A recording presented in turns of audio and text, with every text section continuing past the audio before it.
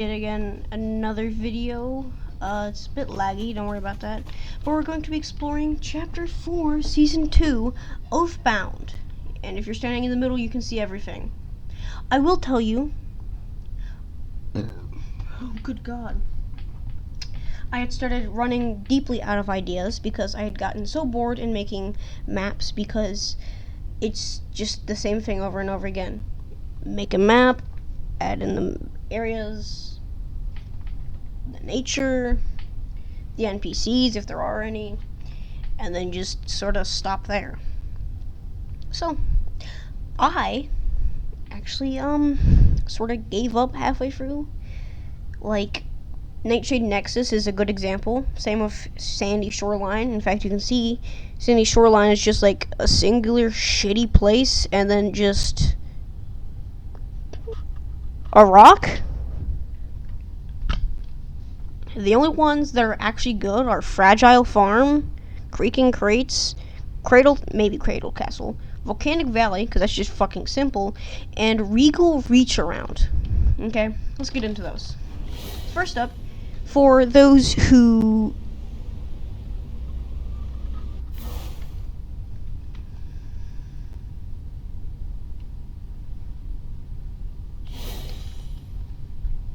Did the video stop? Oh no, it's still recording, it's just hidden, okay. Okay.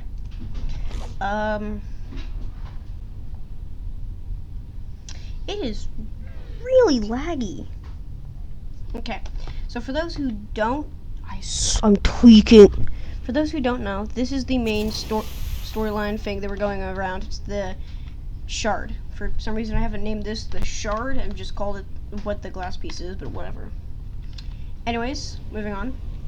This is like later in the game, you like Infinity Blade spawns and yada yada yada. Anyways, around the map there are these little towers that house NPCs, and they sort of have like the nature that's found at Cradle Castle and Regal Reach Around. But moving on, we have Sandy Shoreline, which is a very small, crappy town. I've never really been good at making towns, but I've slowly started getting better. Then we have this thingy up here. Here is the castle. I tried to make a video about it, but it cut short for some reason. So there's this fake version of the main, like, leader of these guys, which is the Golden Conqueror. This is like his drone that he uses, the Golden Bot.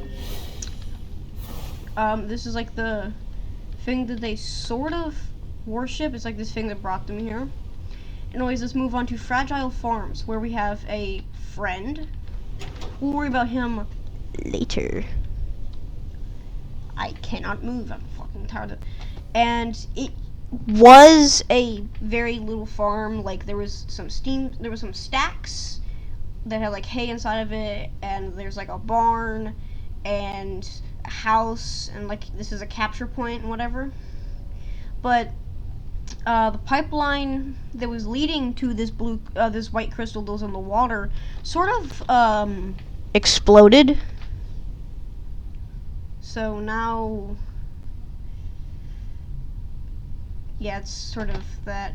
There is actually going to be volcanic ash that I'm honestly just gonna like cut it to just this season, and then let's just say stuff happened like the next couple of seasons, because I already don't feel good about making this map or the next map, and I sort of just want to get to releasing the actual publishable Battle Royale map. Anyways, the roads are actually looking good. You should go check out my friend. Leave him in the description. He used to be called Assassin on Fortnite, but whatever. He sort of showed a tutorial on how to make roads. He's also been making his own Battle Royale.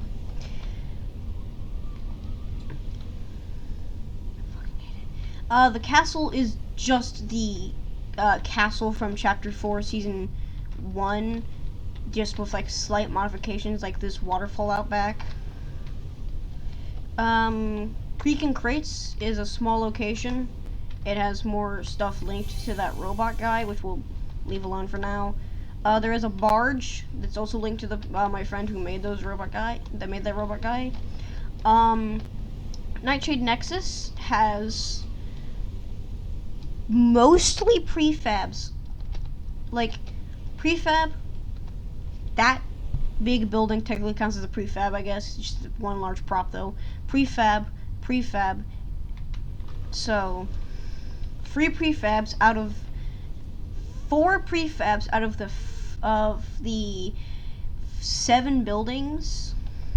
Yeah. There is cars on the maps, but like, yeah. We've got like a fish stick building here. It's like where fish stick works or whatever. There was story quests before this. There's a basketball court with an actual basketball. It doesn't have the proper gravity because I sort of gave up. We got a big building with something special going on with it or whatever. We're not really gonna see that. We have Marcy and Steve. They were making this big building or whatever. We also have over here a weird place with some frozen guys and a cluster. There's also like the main storyline character, like the main thing given the storyline, which I'm pretty sure I called her Eternal. No, the Ethereal. Yeah, there we go. Basically, you just sort of asked her a question, and she would answer, I guess.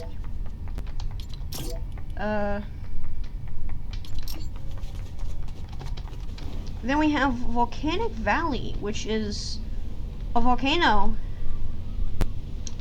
and a valley, I guess. There's some dormant geysers. There's a geyser. There's some rocks and stuff. Then there was a mini boss, Blaze. She dropped a mythic shotgun or whatever.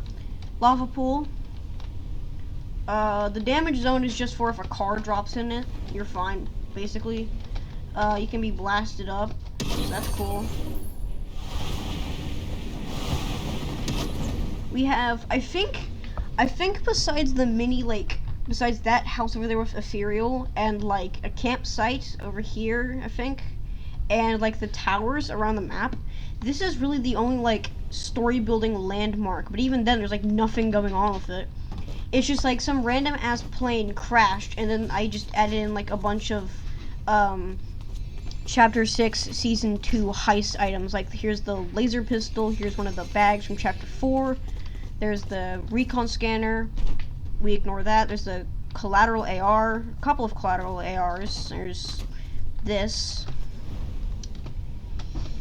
Yeah. Then we have Bastion Battleground. Heading in here, we have the boss of the location, which is the Dark Knight, which he has his own swords, and thy challenge me. Yeah, I just sort of gave up. Then we have the second main thing of like the season, like the main storyline character, is Battle Orb God. Battle Orbs are like these large spheres that just sort of hold all the power besides the shard of the world, and this is the main one, sort of just using this as like the effects. They sort of captured his ass. We have I gone to every place except for, yep, Regal Reach Around, which honestly is my favorite place on the map just by how in-depth it is. I mean, look at this. Just from above, you can see I put in a lot more work than I did with practically everything else. We have a little gate here you can head into. Nice little gate. We have a house, which is just a prefab. Because, like I said, I started giving up on making stuff. Because I'd gotten bored. We have chest. We can head up here. There's a tower here with another archer guy. For some reason, they continue to break the flooring. We have a statue back here, which all this actually does is just cover up the volcanic rock that's just sort of there from a previous thing. Anyway, heading up the staircase leads to another door, which then takes us into the main area, which has its own capture point. And each of these, actually no, I think this is the only one with a capture point. So, this Regal Reach Around capture point is special because it has its own crystal thing, and also it comes with a mythic Typhoon Blade. So just in case, the Crimson Knight, sword isn't enough. Another prefab. Yep. All prefabs. Each location does tell in the chat that somebody has captured it. But yeah, a lot more in-depth than all the other locations. And that's pretty much it. Yeah, after like 5 minutes of the round being played, this capture point opens up, which is like, claim the island and become the conqueror's chosen. And upon claiming this, apparently I didn't add text, but it's supposed to say,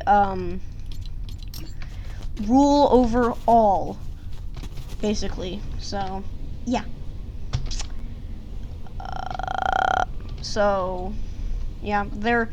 The original, like, main story arcing thing was that the island would go around and you would, like, try and, you know, play the game.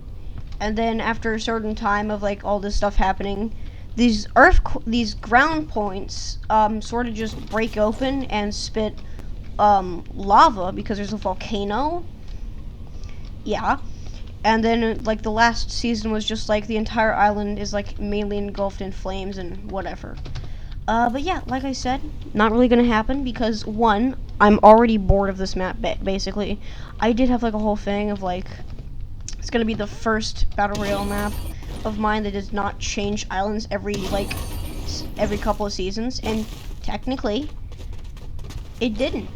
Because, one, if I was to add more seasons, then I would still stick by that rule, and two, technically, I'm not moving to the next chapter, I'm moving to the next Battle Royale. So, yeah. Wish me luck. And,